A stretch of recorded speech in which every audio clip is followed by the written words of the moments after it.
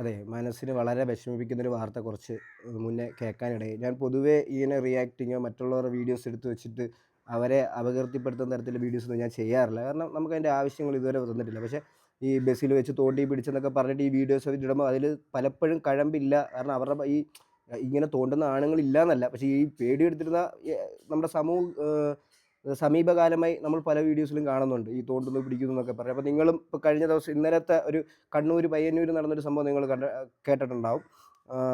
പരാതിക്കാരിയായ യുവതിയുടെ പേര് ഷിംജിത എന്ന് പറയുന്നതാണ്. ഈ ഒരു അക്കൗണ്ടാണ്. എനിക്ക് അക്കൗണ്ട് കാണിക്കുന്നതിന് യാതൊരു പേടിയില്ല. അവർ കംപ്ലയിൻറ്റ് കൊടുക്കുന്നെങ്കിൽ കൊടുക്കട്ടെ. ഇപ്പോൾ അവൾ ചെയ്തു വെച്ചിരിക്കുന്ന പരിപാടി എന്ന് പറഞ്ഞാൽ അവളുടെ ഒരു ഇതിലും നമുക്ക് കമൻ്റ് ഇടാൻ പറ്റത്തില്ല. അതുകൊണ്ട് അവളുടെ ഒരു വീഡിയോയിലും നമുക്ക് കമൻ്റ് ഇടാൻ പറ്റത്തില്ല. ആ രീതിയിൽ അവൾ ചെയ്തിട്ടുണ്ട്. അവൾ അടച്ചു വെച്ചേക്കുകയാണ്. ഞാൻ അവളെ മെൻഷൻ ചെയ്യും. പറയാനുള്ളവർക്കൊക്കെ നിങ്ങൾക്ക് പറയാം അവളെ.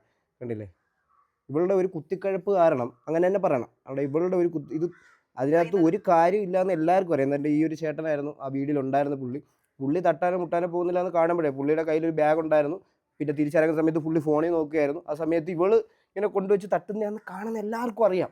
ഇത് അരിയാഹാരം കഴിക്കുന്ന ആളുകൾക്ക് മനസ്സിലാവും. ഇപ്പോൾ പുള്ളി അതിൽ ഡിപ്രഷനിലായി. പുള്ളി ഇപ്പം ആത്മഹത്യ ചെയ്തു. ഇപ്പോൾ ഏകദേശം 1 മണിക്കൂറിന് മുന്നെയാണ് ഈ സംഭവം. ഞാൻ ഇപ്പോഴാണ് അറിഞ്ഞത്. അത് അറിഞ്ഞപ്പോൾ തന്നെ എനിക്ക് ഈ വീഡിയോ ചെയ്യണമെന്ന് തോന്നി. ഇതേപോലെയുള്ള ഒരുപാട് സ്ത്രീകളുണ്ട്. കാരണം നമുക്ക് ഇവർക്കെതിരെ നമ്മളെന്തെങ്കിലും പറഞ്ഞാൽ നമുക്കെതിരെ കേസെടുക്കാൻ നമ്മുടെ ഈ നാട്ടിൽ ഒരുപാട് നിയമങ്ങളുണ്ട്. കാരണം ഇവർക്ക് അനുകൂലമായിട്ട് ഒരുപാട് നിയമങ്ങളുണ്ട്. സ്ത്രീകളാണ്, അവർ തേങ്ങയാണ് മാങ്ങയാണെന്ന് പറഞ്ഞാൽ അവരെ സപ്പോർട്ട് ചെയ്യാൻ കുറേ നിയമങ്ങളുണ്ട്. ഈ പുരുഷന്മാർക്കൊരു നിയമങ്ങളില്ലേ? പുരുഷന്മാർക്ക് ഇവർ വേറെ ഏതെങ്കിലും വഴിയിൽ നിന്ന് വരുന്നതാണോ?